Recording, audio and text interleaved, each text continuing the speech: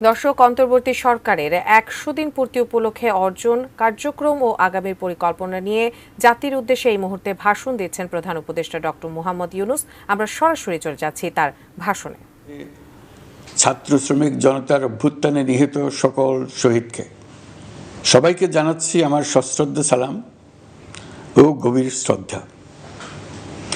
আরও স্মরণ করছি তাদের ফ্যাসিবাদী শক্তির বিরুদ্ধে লড়াই করে যারা আহত হয়েছে, পঙ্গুত্ব বরণ করেছে, চোখের দৃষ্টি হারিয়েছে, যারা ৯ দফা নিয়ে দাঁড়িয়েছে, যারা ১ দফা নিয়ে দাঁড়িয়েছে, যারা দেশকে এক হিংস্র স্বৈরাচারের হাত থেকে বাঁচিয়েছে।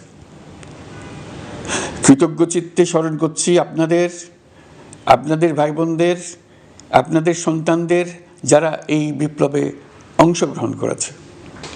আমরা অন্তর্বর্তীকালীন সরকারের প্রথম ১০০ দিন অতিক্রম করলাম। আপনারা জানেন কি কঠিন এক পরিস্থিতিতে আমাদের দায়িত্ব গ্রহণ করতে হয়েছে। ছাত্র শ্রমিক জনতার অভূতপূর্ব গণ অভ্যুত্থানের পর ফ্যাসিস্ট সরকার প্রধান পালিয়ে গেলে দেশ সরকার শূন্য হয় সাময়িকভাবে। পুলিশ প্রশাসন এ সময় সম্পূর্ণ নিষ্ক্রিয় হয়ে পড়লে উদ্বেগজনক এক পরিস্থিতির সৃষ্টি হয়। স্বৈরশাসনে বিপর্যস্ত এই দেশকে আমাদের সবাইকে মিলে পুনর্গঠন করতে হচ্ছে। জুলাই আগস্ট বিপ্লবের পর আমরা এমন একটি দেশ হাতে পেয়েছি যার সর্বত্র ছিল বিশৃঙ্খলা। স্বৈরশাসন টিকিয়ে রাখতে আইন শৃঙ্খলা বাহিনীকে জনগণের মুখোমুখি দাঁড় করিয়ে দেওয়া হয়েছিল। বিপ্লব চলাকালে প্রায় ১৫০০ ছাত্র শ্রমিক জনতার শহীদী মৃত্যু হয়। আমাদের সরকার প্রতিটি মৃত্যুর তথ্য অত্যন্ত যত্নের সাথে জোগাড় করছে। এই বিপ্লবে আহত হয়েছে ১৯,৯৩১ জন। আহতদের জন্য ঢাকার ১৩টি হাসপাতাল সহ বিভিন্ন বিশেষায়িত হাসপাতালে চিকিৎসার ব্যবস্থা করা হয়েছে। প্রতিদিনই তালিকায় আরও নতুন নতুন শহীদের তথ্য যোগ হচ্ছে, যারা স্বৈরাচারের আক্রোশের শিকার হয়ে এই পৃথিবী ছেড়ে চলে গেছেন। প্রতিটি হত্যার বিচার আমরা করবই। জুলাই আগস্ট হত্যাকাণ্ডের বিচারের যে উদ্যোগ আমরা নিয়েছি তার কাজও বেশ ভালোভাবে এগিয়ে যাচ্ছে। পতিত স্বৈরাচার শেখ হাসিনাকেও আমরা ভারতের কাছ থেকে ফেরত চাইব। কেবল জুলাই আগস্ট হত্যাকাণ্ডই নয়, আমরা গত ১৫ বছরে সব অপকর্মের বিচার করব। অসংখ্য মানুষ গুম হয়েছে, খুন হয়েছে। এই সময়ে আমরা গুমের তদন্তে একটা কমিশন গঠন করেছি। কমিশন প্রধান আমাকে জানিয়েছেন অক্টোবর পর্যন্ত তারা ১৬০০ গুমের তথ্য পেয়েছেন। তাদের ধারণা এই সংখ্যা ৩৫০০ ছাড়িয়ে যাবে।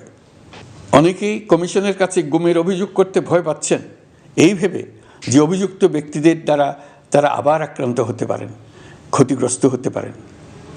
আমি আপনাদের আশ্বস্ত করতে চাই, আপনারা দ্বিধাহীন চিত্তে কমিশনকে আপনাদের অভিযোগ জানান।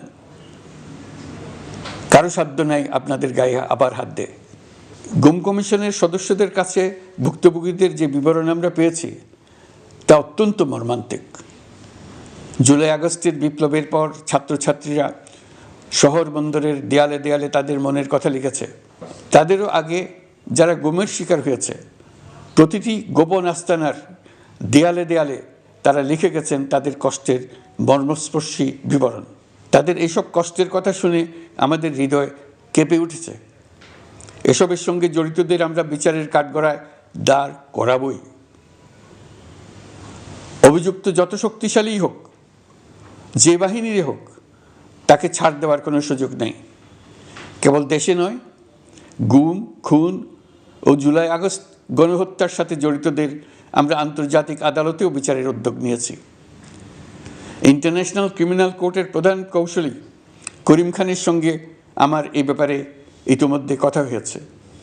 আইনশৃঙ্খলা রক্ষাকারী বাহিনীগুলোর কোনো সদস্য কিংবা অন্য কেউ যাতে হত্যা, গুমসহ এই ধরনের কোনো অপরাধে জড়িয়ে পড়তে না পারে, এই জন্য আমরা গুম বিরোধী আন্তর্জাতিক সনদে স্বাক্ষর করেছি। আপনারা দেখেছেন জাতিসংঘের আন্তর্জাতিক মানবাধিকার বিষয়ক হাই কমিশনার ফলকার তুর্ক সম্প্রতি বাংলাদেশ সফর করেছেন। জাতিসংঘ জুলাই আগস্ট হত্যাকাণ্ডের তদন্তে আমাদের সহযোগিতার হাত বাড়িয়ে দিয়েছেন। ডিসেম্বর প্রথম সপ্তাহে তারা আমাদেরকে তাদের রিপোর্ট হস্তান্তর করার প্রতিশ্রুতি দিয়েছে। অতীতের গুমের ঘটনাগুলো তদন্ত কাজেও আমরা নিয়মিত তাদের সঙ্গে যোগাযোগ রক্ষা করে চলেছি। মানবাধিকার রক্ষায় সহযোগিতা করতে ঢাকায় তারা তাদের জনবল বাড়ানোর প্রস্তাব দিয়েছে। আমরা এই প্রস্তাব গ্রহণ করেছি। প্রিয় দেশবাসী, আমি আগেও জানিয়েছি, আবারও জানাচ্ছি, গণ অভ্যুত্থানে সকল শহীদদের পরিবারকে পুনর্বাসন করা হবে, একজনও বাদ যাবে না। সকল আহত শিক্ষার্থী, শ্রমিক, জনতার চিকিৎসার সম্পূর্ণ ব্যয় সরকার বহন করবে। আহতদের দীর্ঘমেয়াদী এবং ব্যয়বহুল চিকিৎসা এবং শহীদদের পরিবারের দেখাশোনার জন্য স্বাস্থ্য মন্ত্রণালয়ের নেতৃত্বে একটি পূর্ণাঙ্গ তালিকা প্রস্তুত করা হয়েছে। প্রতিটি শহীদ পরিবারকে সরকারের পক্ষ থেকে ৩০ লক্ষ টাকা দেওয়া হচ্ছে। যারা বুলেটের আঘাতে তাদের দৃষ্টিশক্তি হারিয়েছেন, তাদের চিকিৎসার জন্য নেপাল থেকে কর্নিয়া আনার ব্যবস্থা করা হয়েছে এবং যাদের প্রয়োজন তাদেরকে সরকারের পক্ষ থেকে বিদেশে চিকিৎসার জন্য পাঠানো হচ্ছে। জুলাই অভ্যুত্থানের কোনো শহীদ এবং আহত ছাত্র, শ্রমিক চিকিৎসা সেবা এবং পুনর্বাসন পরিকল্পনা থেকে বাদ যাবে না। এটি অন্তর্বর্তীকালীন সরকারের অঙ্গীকার। এই গণ অভ্যুত্থানের শহীদের স্মৃতি ধরে রাখতে গঠিত জুলাই শহীদ স্মৃতি ফাউন্ডেশন বেশ পাকাপোক্তভাবে তাদের কাজ শুরু করেছে। এই ফাউন্ডেশনকে সরকার ১০০ কোটি টাকা অনুদান দিয়েছে।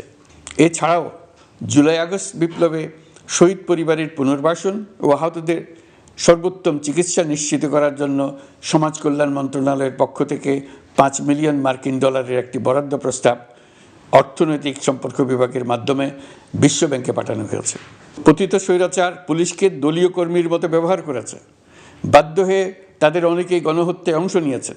খুবই স্বাভাবিক প্রতিক্রিয়া হিসেবে তারা জনরোষের শিকার হয়েছেন। এতে তাদের মনোবল অনেক কমে যায়। আমরা পুলিশের মনোবল ফিরিয়ে এনে তাদের আবার আইন শৃঙ্খলা রক্ষায় কাজে লাগানোর চেষ্টা করছি। এক্ষেত্রে অনেক দৃশ্যমান উন্নতিও হয়েছে। আইন শৃঙ্খলা রক্ষায় বাংলাদেশ সেনাবাহিনীকেও কিছু নির্বাহী ক্ষমতা দেওয়া হয়েছে, যা পরিস্থিতির দৃশ্যমান উন্নতিতে সহায়তা করেছে। আমি আপনাদের সবাইকে ধন্যবাদ জানাই। কঠিন এই সময়ে আপনারা সবাই অপরিসীম ধৈর্যের পরিচয় দিয়েছেন। ধন্যবাদ জানাই দেশের রাজনৈতিক দলের নেতৃবৃন্দকে। তারা তাদের কর্মীদের শান্ত থাকার আহ্বান জানিয়েছেন। প্রতিশোধ স্পৃহায় লিপ্ত হয়ে কেউ যাতে হানাহানিতে জড়িয়ে না পড়ে সেই আহ্বান জানিয়েছেন। আপনাদের সবাই এই আহ্বানে সাড়া দিয়েছেন। ফেসিবাদী শক্তি ভয় দেখিয়েছিল তারা ক্ষমতা ছাড়লে দেশের লাখ লাখ লোক মারা পড়বে। টানা 7 দিন পুলিশ প্রশাসন সম্পূর্ণ নিষ্ক্রিয় থাকার পরও ব্যাপক আকারে সহিংসতা এড়ানো গেছে। আমরা যখন দায়িত্ব গ্রহণ করি, বাংলাদেশ তখন সম্পূর্ণ অরক্ষিত একটা দেশ। এই সময় ধর্মীয় সংখ্যালঘুদের মধ্যে অহেতুক আতঙ্ক ছড়ানোর চেষ্টা করা হয়েছে।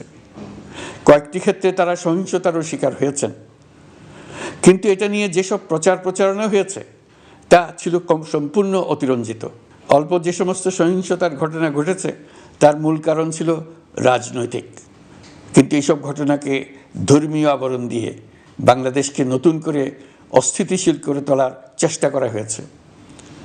আপনাদের সবার সহযোগিতায় আমরা দৃঢ়ভাবে এই পরিস্থিতি সামাল দিয়েছি। আমাদের দায়িত্ব গ্রহণের 2 মাসের মাথায় দেশে দুর্গাপূজা উদযাপিত হয়েছে প্রায় 32,000 পূজা মণ্ডপে।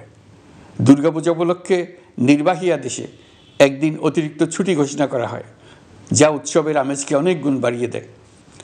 দুর্গাপূজাকে ঘিরে আমরা ব্যাপক নিরাপত্তা প্রস্তুতি নিই, যার ফলে দেশের হিন্দু সম্প্রদায় নির্বিঘ্নে তাদের উৎসব পালন করেছে। আমরা দায়িত্বে আসার পর যে অল্প কিছু ক্ষেত্রে তারা সহিংসতার শিকার হয়েছেন, আমরা তার প্রতিটি ঘটনার তদন্ত করেছি। শুধু হিন্দু সম্প্রদায় নয়, দেশের কোনো মানুষই যাতে কোনো রকম সহিংসতার শিকার না হয় সেজন্য আমরা যথাসাধ্য চেষ্টা করছি এবং সবসময় সে চেষ্টা করে যেতে থাকব। আপনারা জানেন, চলতি বছর বাংলাদেশের বিভিন্ন অঞ্চলে 6টি বন্যা হয়েছে। আপনাদের সবার সহযোগিতায় আমরা এই বন্যা মোকাবেলা করেছি। বাংলাদেশের দেশপ্রেমিক সশস্ত্র বাহিনী বন্যা মোকাবেলায় জনগণের সাথে কাঁধে কাঁধ মিলিয়ে কাজ করেছে। বন্যা মোকাবেলা ও বন্যা পরবর্তী পুনর্বাসনের লক্ষ্যে বিশ্বব্যাংকের $250 মিলিয়ন অনুদান এবং স্থানীয় অনুদানের মাধ্যমে 100 কোটি টাকারও বেশি অর্থ সংগ্রহ করা হয়েছে। বন্যার ফলে অনেক জায়গায় ফসলহানি হয়েছে, ব্যাহত হয়েছে পণ্য সরবরাহ শৃঙ্খল। বন্যা পরবর্তী সময়ে বাজারে শাকসবজি সহ নিত্য প্রয়োজনীয় পণ্যের দাম বেড়েছে, ফলে আপনাদের কষ্ট হয়েছে। নিত্য পণ্যের দাম সহনীয় পর্যায়ে রাখতে আমরা যথাসাধ্য চেষ্টা করছি। বাজারে ডিমের সরবরাহ বাড়ানোর জন্য আমরা 9.5 কোটি ডিম আমদানির অনুমতি দিয়েছি। এই জন্য প্রয়োজনীয় শুল্ক ছাড়ও দেওয়া হয়েছে। মধ্যস্বত্বভোগীদের দৌরাত্ম্য কমিয়ে ডিমের উৎপাদকরা যাতে সরাসরি বাজারে ডিম সরবরাহ করতে পারে সেই উদ্যোগও নেওয়া হয়েছে। মানুষ যাতে স্বল্প মূল্যে কৃষিপণ্য কিনতে পারে সেজন্য রাজধানী সহ বিভিন্ন স্পটে সরকারি কিছু পণ্য বিক্রি করা হচ্ছে। টিসিবির মাধ্যমে 1 কোটি নিম্ন আয়ের ফ্যামিলি কার্ডের মধ্যে 57 লাখকে স্মার্ট কার্ডে রূপান্তরিত করা হয়েছে। বন্যার ফলে চালের উৎপাদন ব্যাহত হওয়ায় চাল আমদানিতে শুল্ক ছাড় দেওয়া হয়েছে। আসন্ন রমজানে নিত্য প্রয়োজনীয় দ্রব্যের সরবরাহ এবং দাম যাতে স্বাভাবিক থাকে এই জন্য সরকারের বিভিন্ন কর্তৃপক্ষ ব্যবসায়ীদের সাথে নিয়মিত বৈঠক করে যাচ্ছে। দ্রব্যমূল্য নিয়ে আমাদের কোনো লুকোছাপা নেই। মূল্যস্ফীতির পূর্ণ তথ্য জনগণের সামনে তুলে ধরা হচ্ছে। মূল্যস্ফীতি রোধে উচ্চ সুদের হার নির্ধারণ সহ একাধিক নীতিগত সিদ্ধান্ত নেওয়া হয়েছে, যার মধ্যে রয়েছে শস্য আমদানিতে এলসি সীমা অপসারণ এবং সরবরাহ চেইন সংক্ষিপ্ত করা। সামান্য হলেও জ্বালানি তেলের মূল্য কমানো হয়েছে। শিল্প কারখানায় গ্যাসের সরবরাহ বাড়ানোর উদ্যোগ নেওয়া হয়েছে, যাতে স্থানীয় পর্যায়ে উৎপাদন ব্যাহত না হয় এবং রপ্তানি ক্ষতিগ্রস্ত না হয়। গণশুনানি ছাড়া নির্বাহী আদেশে বিদ্যুৎ গ্যাসের দাম না বাড়ানোর সিদ্ধান্ত নেওয়া হয়েছে। পরিবহন খাতে চাঁদাবাজি বন্ধের চেষ্টা করা হচ্ছে। আমরা আশা করি বাজারে পণ্যমূল্য কমিয়ে আনতে এটা ভূমিকা রাখবে। নেপাল থেকে পানি বিদ্যুৎ বাংলাদেশে আনার ব্যবস্থা করা হয়েছে। দৈনন্দিন রাষ্ট্র পরিচালনার পাশাপাশি আমাদের ভবিষ্যতের বাংলাদেশ বিনির্মাণের কথাও ভাবতে হচ্ছে। আপনারা সবাই জানেন আমাদের সবচেয়ে গুরুত্বপূর্ণ কাজ হচ্ছে একটি অবাধ সুষ্ঠু নির্বাচন আয়োজনের মধ্য দিয়ে নির্বাচিত সরকারের কাছে দায়িত্ব হস্তান্তর। আমরা রাজনৈতিক দলগুলোর সঙ্গে আমাদের নিয়মিত যোগাযোগ অব্যাহত রেখেছি। বিভিন্ন ইস্যুতে তাদের মতামত নিয়ে যাচ্ছি। সরকারের সিদ্ধান্ত গ্রহণে এসব মতামত অনেকাংশে প্রতিফলিত হচ্ছে। চলমান সংস্কার প্রক্রিয়ায় তাদের প্রতিটি মতামত সক্রিয়ভাবে বিবেচনায় নেওয়া হচ্ছে।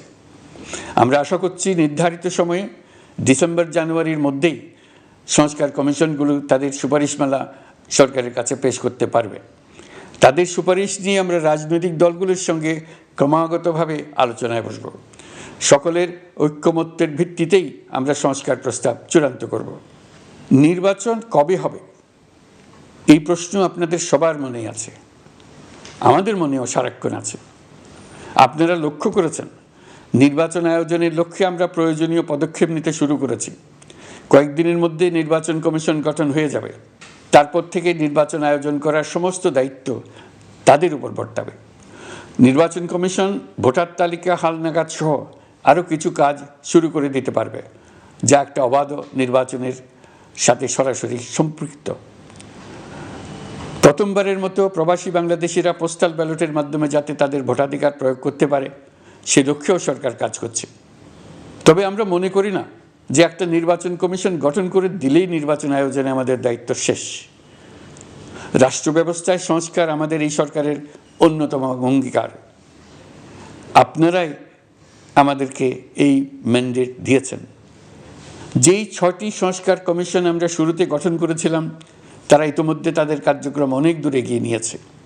বিভিন্ন গণমাধ্যমে আপনারা তাদের কার্যক্রমের আপডেটও দেখছেন। কয়েকটি সংস্কার কমিশন ডিজিটাল প্ল্যাটফর্ম গঠন করেছে। আমার অনুরোধ আপনারা এই প্ল্যাটফর্মে উৎসাহ সহকারে আপনাদের মতামত জানাতে থাকুন। প্রথম 6টি সংস্কার কমিশনের মধ্যে একটি হলো নির্বাচন সংস্কার কমিশন। নির্বাচন অনুষ্ঠানের জন্য এই কমিশনের সুপারিশমালা অত্যন্ত জরুরি। তাদের প্ল্যাটফর্মে যান, আপনার মতামত খোলাখুলিভাবে তুলে ধরুন। আপনি দেশের মালিক, আপনি বলে দিন আপনি কি চান, কিভাবে চান। নির্বাচন নিয়ে আপনাদের সকল বক্তব্য বিনা দ্বিধায় বলতে থাকুন। আপনার মনের কথা তুলে ধরুন। আমার অনুরোধ সংস্কারের কথাটাও একই সঙ্গে বলুন। সংস্কারকে পাশ কাটিয়ে যাবেন না। নির্বাচনের কথা বলার সঙ্গে নির্বাচন ও অন্যান্য ক্ষেত্রে সংস্কারের কথাটিও বলুন। সংস্কার হলো জাতির দীর্ঘমেয়াদী জীবনী শক্তি। সংস্কার জাতিকে, বিশেষ করে আমাদের তরুণ তরুণীদের নতুন পৃথিবী সৃষ্টির সুযোগ দেবে, জাতিকে বঞ্চিত করবেন না। নির্বাচন আয়োজনে যে সংস্কার কমিশনের সুপারিশমালায় রাজনৈতিক দলসমূহ এবং দেশের সকল মানুষের মতামত অপরিহার্য, সেই কমিশন হলো সংবিধান সংস্কার কমিশন। এই সুপারিশমালার যে অংশ সকলের কাছে গ্রহণযোগ্য হবে তার ভিত্তিতে নির্বাচনী আইন সংশোধন করতে হবে। সমান্তরালভাবে ভোটার তালিকাও হালনাগাদ করার প্রক্রিয়া চলতে থাকবে। আমি নিশ্চিত নই সংস্কার প্রস্তাবসমূহ বাস্তবায়নের সুযোগ আমরা কতটুকু পাব, তবে আমি আপনাদের কথা দিচ্ছি, আপনারা সুযোগ দিলে প্রয়োজনীয় কিছু অত্যাবশ্যকীয় সংস্কার কাজ শেষ করেই আমরা আপনাদের কাঙ্ক্ষিত নির্বাচন আয়োজন করব। ততদিন পর্যন্ত আমি আপনাদের ধৈর্য ধারণ করার অনুরোধ করব। আমরা চাইব আমরা যেন এমন একটি নির্বাচন ব্যবস্থা সৃষ্টি করতে পারি যা যুগ যুগ ধরে অনুসরণ করা যাবে। এর ফলে সাংবৎসরিক রাজনৈতিক সংকট থেকে আমাদের দেশ রক্ষা পাবে। এই জন্য প্রয়োজনীয় সময়টুকু আমি আপনাদের কাছ থেকে চেয়ে নিচ্ছি। নির্বাচনী সংস্কারের সিদ্ধান্ত হয়ে গেলে খুব দ্রুত আপনারা নির্বাচনের রোডম্যাপও পেয়ে যাবেন। অন্তর্বর্তী সরকার সৃষ্টি হয়েছে রাজনীতিকে নীতির কাঠামোয় আনার জন্য এবং রাজনীতির জন্য নতুন পরিবেশ সৃষ্টির নিবিড় আকাঙ্ক্ষা থেকে। এই আকাঙ্ক্ষা পূরণ করা থেকে জাতিকে বঞ্চিত করবেন না। নির্বাচনের ট্রেন যাত্রা শুরু করেছে, এটা আর থামবে না, কিন্তু যেতে যেতে আমাদের অনেকগুলো কাজ সেরে ফেলতে হবে। এই ট্রেন শেষ স্টেশনে কখন পৌঁছবে সেটা নির্ভর করবে কত তাড়াতাড়ি আমরা তার জন্য রেল লাইনগুলো বসিয়ে দিতে পারি, আর তা হবে রাজনৈতিক দলসমূহের ঐক্যমত্যের মাধ্যমে। ইতিমধ্যে অন্যান্য সংস্কার কমিশনের সুপারিশমালা নিয়ে আলাপ চলতে থাকবে। নির্বাচন ছাড়াও আরও গুরুত্বপূর্ণ সংস্কার করার ব্যাপারে ঐক্যমত গঠনের জন্য অতিরিক্ত সময় প্রয়োজন হতে পারে। দেশবাসীর কাছে, বিশেষ করে রাজনৈতিক দলগুলির কাছে আমরা ক্রমাগতভাবে প্রশ্ন তুলতে থাকব, কী কী সংস্কার নির্বাচনের আগে আপনারা করে নিতে চান। নির্বাচনের আয়োজন চলাকালীন কিছু সংস্কার হতে পারে, সংস্কারের জন্য নির্বাচনকে কয়েক মাস বিলম্বিতও করা যেতে পারে।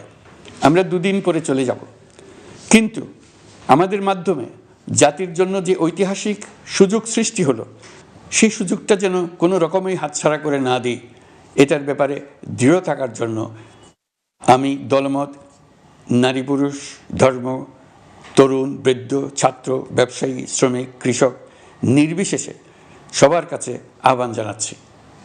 আশা করি আপনারা আমার এই আবেদন গ্রহণ করবেন।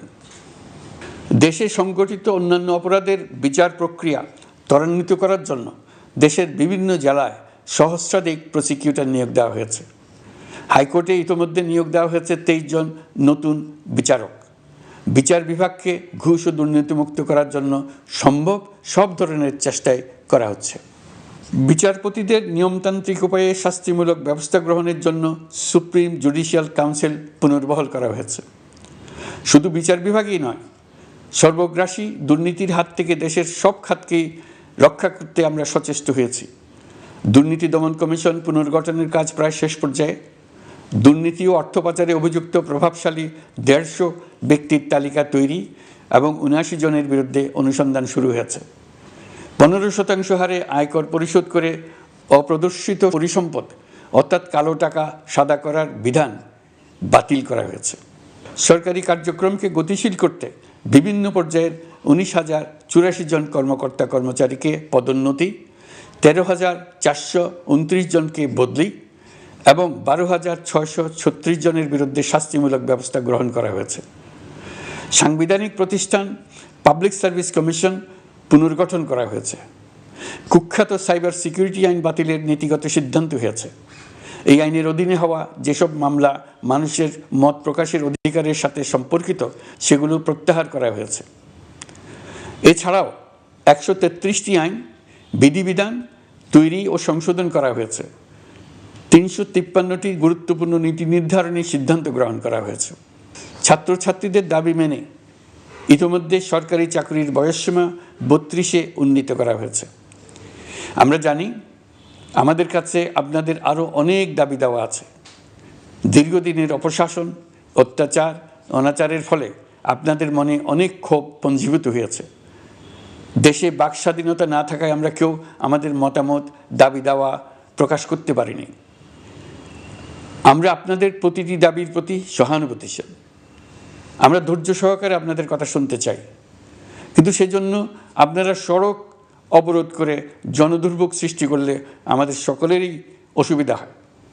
আমাদের একান্ত অনুরোধ, আপনারা নির্দিষ্ট চ্যানেল মেনটেন করে আপনাদের দাবি দেওয়া পেশ করবেন। আমাদের বৃহৎ রপ্তানি পণ্য গার্মেন্টস শিল্পে গত কিছুদিন ব্যাপক অস্থিরতা বিরাজ করছে। ফ্যাসিস্ট সরকারের সুবিধাভোগী বেশ কিছু গার্মেন্টস মালিক পালিয়ে যাওয়ায় শ্রমিকদের বেতন ভাতা নিয়ে অনিশ্চয়তা তৈরি হয়েছে। অন্য অনেক কারখানাও শ্রমিকদের ন্যায্য বেতন সহ অন্যান্য সুবিধা থেকে বঞ্চিত ছিল। শ্রমিকরা তাদের দীর্ঘদিনের বঞ্চনার প্রতিবাদ জানাতে এবং অনিশ্চয়তা থেকে মুক্তি পেতে রাস্তায় নেমে আসে। আমরা তাদের কথা শুনেছি, তাদের আলোচনার টেবিলে নিয়ে আসতে পেরেছি। আমরা অত্যন্ত আনন্দিত যে মালিক শ্রমিকের মধ্যে 18 দফার একটা ব্যাপক ভিত্তিক চুক্তি স্বাক্ষরিত হয়েছে। বড় ধরনের কোনো সহিংসতা ছাড়াই আমরা শ্রমিক অসন্তোষ নিরসন করতে পেরেছি। তারা আবার উৎপাদনে ফিরেছে। এতে প্রাণ ফিরে পেয়েছে বাংলাদেশের রপ্তানিমুখী এই শিল্প। নানা প্রতিকূলতা সত্ত্বেও অক্টোবর মাসে আমাদের রপ্তানিতে প্রবৃদ্ধি হয়েছে প্রায় 21%। আমরা যখন কাজ শুরু করেছি দেশের অর্থনীতি ছিল বিপর্যস্ত, বৈদেশিক মুদ্রার রিজার্ভ ছিল তলানিতে। আসার কথা, এই রিজার্ভ পরিস্থিতি এখন উন্নতির পথে। গত 3 মাসে রিজার্ভে কোনো রকম হাত না দিয়েই আমরা প্রায় $2 বিলিয়ন বৈদেশিক ঋণ শোধ করতে পেরেছি। জ্বালানি তেল আমদানিতে পুঞ্জীভূত বকেয়ার পরিমাণ $478 মিলিয়ন হতে কমিয়ে $160 মিলিয়ন আনতে পেরেছি। অর্থনীতি পুনরুদ্ধারে আমরা সর্বাত্মক চেষ্টা চালিয়ে যাচ্ছি। বিশ্বব্যাংক, IMF সহ বিভিন্ন দাতা সংস্থা ইতিমধ্যে ঋণ ও অনুদান হিসেবে $8 বিলিয়ন দেওয়ার প্রতিশ্রুতি দিয়েছে, যা আমাদের ভঙ্গুর অর্থনীতিকে সচল করতে সক্ষম হবে। পতিত সরকার আমাদের জন্য যে ভঙ্গুর অর্থনৈতিক পরিস্থিতি রেখে গিয়েছে, তাতে রাজস্ব আদায়ে গতি আনতে হিমশিম খেতে হচ্ছে জাতীয় রাজস্ব বোর্ডকে। এর মধ্যেও জুলাইয়ের নেতিবাচক অবস্থা থেকে অক্টোবর নাগাদ রাজস্ব আদায়ে 9.9% প্রবৃদ্ধি অর্জিত হয়েছে। আগের অর্থবছরের সংশোধিত বাজেটে বিপুল রাজস্ব ঘাটতি ছিল, যে কারণে এবার শুরু থেকেই রাজস্ব আদায়ের লক্ষ্যমাত্রা অনেক বেড়ে যায়। এর ফলে স্বৈরাচার পতনের পরবর্তী 3 মাসে 9.9% রাজস্ব বৃদ্ধির পরেও লক্ষ্যমাত্রার বিপরীতে 23%-এর বেশি ঘাটতি থেকে যায়। রাজস্ব আদায়ের গতি আনতে আমি এখন অনলাইনে আয়কর রিটার্ন জমা দিতে উৎসাহিত করছি। আন্তর্জাতিক সাহায্য সংস্থা, বিশ্বব্যাংক, IMF, UNDP ইত্যাদি প্রধানদের সঙ্গে আমার দীর্ঘ বৈঠক হয়েছে। তারাও বাংলাদেশকে নতুনভাবে এবং সর্বাত্মকভাবে সাহায্যের জন্য তাদের আগ্রহ ব্যক্ত করেছেন। চীনের পররাষ্ট্রমন্ত্রীর সঙ্গে একান্ত বৈঠকে চীনের পক্ষ থেকে যাবতীয় সাহায্যের আশ্বাস দিয়েছেন। 100 দিন আগে আর্থিক দিক থেকে আমরা যে লণ্ডভণ্ড অবস্থা থেকে যাত্রা শুরু করেছিলাম, সেটা এখন অতীত ইতিহাস হয়ে দাঁড়িয়েছে। এই 100 দিনে অর্থনীতি সবল অবস্থানে চলে আসছে। এটা সম্পূর্ণ নিজস্ব নীতিমালা দিয়ে হয়েছে। বলা বাহুল্য, এখনও আমাদের বন্ধুদের কাছ থেকে যে সাহায্যের আয়োজন হয়েছে তা আসা শুরু করেনি। বন্ধু রাষ্ট্রগুলো শুধু যে আমাদের বড় বড় অঙ্কের সাহায্য দিয়ে আসছে তাই নয়, তারা এই সাহায্য দ্রুততম সময়ে আসা শুরু করবে এই প্রতিশ্রুতিও আমাকে দিয়েছেন। এই সাহায্য আসা শুরু করলে আমাদের অর্থনীতি অত্যন্ত মজবুত এবং আকর্ষণীয় অর্থনীতিতে পরিণত হবে। বিদেশি বিনিয়োগকারীরাও নানা রকম বিনিয়োগে উৎসাহিত হয়ে এগিয়ে আসবে। বিনিয়োগকারীদের সঙ্গে এখন থেকে আমরা আলোচনা শুরু করে দিয়েছি। বিশ্বের রাষ্ট্রপুঞ্জের মজলিসে আমরা এখন সম্মানিত এবং প্রশংসিত দেশের অবস্থানে পৌঁছতে পেরেছি। এর কারণে পরাজিত শক্তি নানা কৌশল করেও তাদের দিকে দৃষ্টি আকর্ষণ করতে পারছে না। তারা নানা চেহারা নিয়ে আপনাদের প্রিয়পাত্র হওয়ার চেষ্টা করছে। পরাজিত শক্তির ষড়যন্ত্র থেকে নিজেকে মুক্ত রাখুন, দেশকে মুক্ত রাখুন। এই ব্যাপারে অনড় থাকুন। এমন কিছু করবেন না যা তাদেরকে উৎসাহিত করতে সাহায্য করে। তাদেরকে সকল দিক থেকে নিরাশ করুন। সেটা নিশ্চিত করতে পারলে আমাদের আর কোনো বিষয়ে সংশয় করার প্রয়োজন নেই। সরকারের পক্ষ থেকে আমি নিশ্চয়তা দিচ্ছি, সকল প্রকার সীমাবদ্ধতা সত্ত্বেও আমরা আপনাদেরকে একটা মজবুত অর্থনীতি দিয়ে যাব। ভবিষ্যতে চলার পথকে সহজগম্য করে যাব। নাগরিক অধিকারসমূহ নিশ্চিত করে যাব। বিপক্ষ শক্তি যত শক্তিশালী হোক, নাশকতার যত রকম উদ্ভট পরিকল্পনাই করুক, সব কিছু নস্যাৎ করার জন্য প্রস্তুত থাকুন। এবার যে মুক্তি আমরা অর্জন করেছি তা আমাদের কাছ থেকে কেউ যেন ছিনিয়ে নিতে না পারে, তার জন্য সর্বমুহূর্তে প্রস্তুত থাকুন। আপনারা জেনেছেন পতিত সরকার ও তার দোসররা প্রতি বছর দেশ থেকে 12 থেকে 15 বিলিয়ন ডলার পাচার করেছে। দুর্নীতি বিরোধী সংস্থা ট্রান্সপারেন্সি ইন্টারন্যাশনাল বাংলাদেশ সম্প্রতি এই তথ্য দিয়েছে। পাচার হয়ে যাওয়া এই অর্থ ফিরিয়ে আনার জন্য সম্ভব সকল ধরনের উদ্যোগ আমরা গ্রহণ করেছি। এই কাজে সফল হতে পারলে আমাদের অর্থনীতি আরও গতি পাবে। এই কাজে আমরা বিভিন্ন আন্তর্জাতিক সাহায্য সংস্থার সাহায্য নিচ্ছি। আমি ধন্যবাদ জানাতে চাই বিশ্ব নেতৃবৃন্দকেও। বাংলাদেশের এই সংকটময় সময়ে তারা প্রায় সবাই সহযোগিতার হাত বাড়িয়ে দিয়েছেন। আমি যখন সেপ্টেম্বরে জাতিসংঘের সাধারণ পরিষদের অধিবেশনে যোগ দিই, সে সময় মার্কিন যুক্তরাষ্ট্র, European Union, Canada, Italy, Holland, জাতিসংঘের মহাসচিব সহ বিশ্বের অনেক দেশের সরকার প্রধানের সঙ্গে আমার বৈঠক করার সুযোগ হয়। তারা স্বতঃস্ফূর্তভাবে আমাদের প্রতি সর্বাত্মক সহযোগিতা প্রদানের অঙ্গীকার ব্যক্ত করেছেন। নেপাল, মালদ্বীপ, পাকিস্তান সহ প্রতিবেশী বেশ কয়েকটি দেশের সরকার প্রধানের সঙ্গে আমার বৈঠক হয়েছে, যেখানে আমি সার্ককে পুনর্জীবিত করার কথা বলেছি। দেশে ফিরে আসার পর এসব দেশের রাষ্ট্রদূতগণ যারা ঢাকায় আছেন স্বতঃপ্রবৃত্ত হয়ে আমার সঙ্গে দেখা করে তাদের সরকার প্রধানদের অঙ্গীকার পুনর্ব্যক্ত করে গেছেন। তারা সম্পূর্ণ নতুনভাবে আমাদের জন্য সহায়তার নতুন ছক তৈরি করার কাজ শুরু করেছেন। যেসব রাষ্ট্রদূত দিল্লিতে অফিস করেন তারা দিল্লি থেকে এসে দেখা করে গেছেন। ইউরোপিয়ান ইউনিয়নের 20 দেশের 20 জন রাষ্ট্রদূত দিল্লিতে থাকেন, 7 দেশের 7 রাষ্ট্রদূত ঢাকায় আছেন। দিল্লি থেকে একসঙ্গে 20 জন রাষ্ট্রদূত সহ মোট 27 রাষ্ট্রদূত সমবেতভাবে আমার সঙ্গে বৈঠক করার জন্য আগামী কয়েকদিনের মধ্যে ঢাকায় আসছেন। আগে কখনো ইউরোপিয়ান ইউনিয়নের 27 জন রাষ্ট্রদূত একত্র হয়ে সরকারের সঙ্গে আলোচনায় বসেনি। দিল্লি থেকে এই বিশাল সংখ্যক রাষ্ট্রদূত একসঙ্গে বৈঠক করার জন্য কোনোদিন আসেনি। এবার এই কাজটি করার পেছনে আছে ইউরোপিয়ান ইউনিয়নের সমর্থন প্রকাশ করা এবং অর্থনৈতিক ক্ষেত্রে উচ্চ পর্যায়ের সহযোগিতা গড়ে তোলা। ইতিমধ্যে আমার সঙ্গে দেখা করেছেন সৌদি আরব, সংযুক্ত আরব আমিরাত, ব্রাজিল, তুরস্ক, রাশিয়া, ফিনল্যান্ড, সিঙ্গাপুর, লিবিয়া সহ অনেক দেশের রাষ্ট্রদূত। দ্বিপাক্ষিক নানা সহযোগিতা সহ বাণিজ্য বিনিয়োগ বৃদ্ধির আশ্বাস তারা দিয়েছেন। আমরা প্রবাসী বাংলাদেশিদেরও বেসরকারি খাতে বিনিয়োগ করার জন্য আহ্বান জানাচ্ছি। বাংলাদেশের অর্থনৈতিক উন্নয়নে তরুণদের কর্মসংস্থানের মূলে রয়েছে বেসরকারি খাত।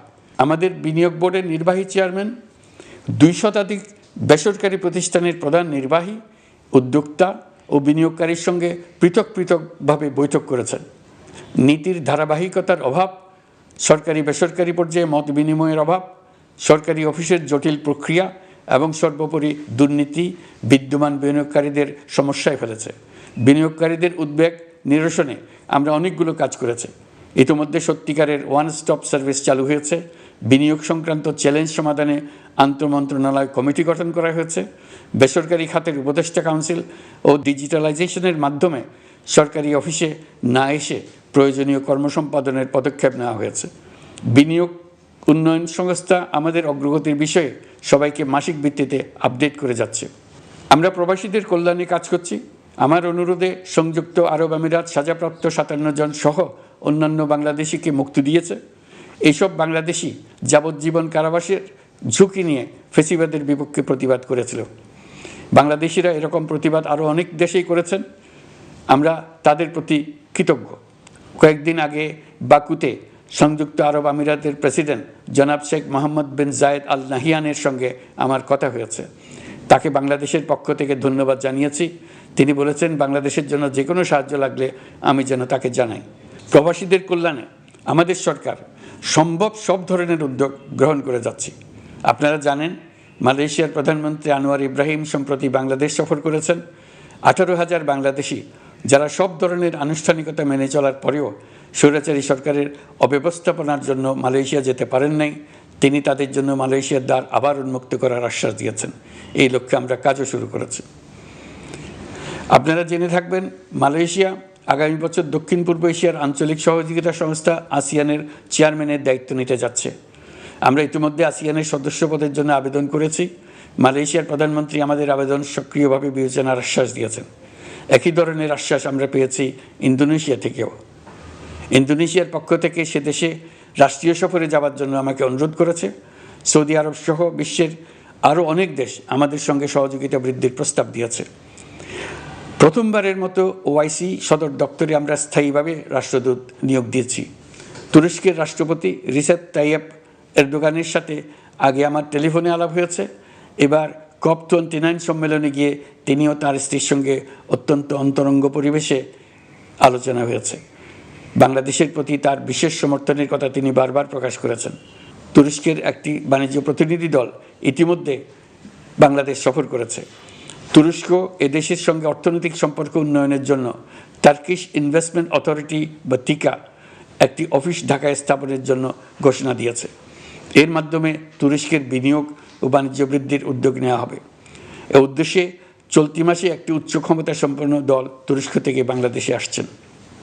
প্রিয় দেশবাসী, নতুন হজ প্যাকেজ ঘোষণা করা হয়েছে। তাতে হজের ব্যয় 1 লাখ টাকারও বেশি কমিয়ে আনা হয়েছে।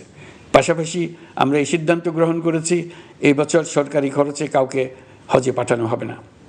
আমরা নতুন বাংলাদেশকে একটা পরিবেশ বান্ধব এবং জীব বৈচিত্র্যময় দেশ হিসেবে গড়ে তোলার উদ্যোগ নিয়েছি। এটি তরুণদের আকাঙ্ক্ষা, আমাদের সবারই আকাঙ্ক্ষা। সেই লক্ষ্যে আমি প্রথমেই একটি ক্ষুদ্র পদক্ষেপ নিয়েছি।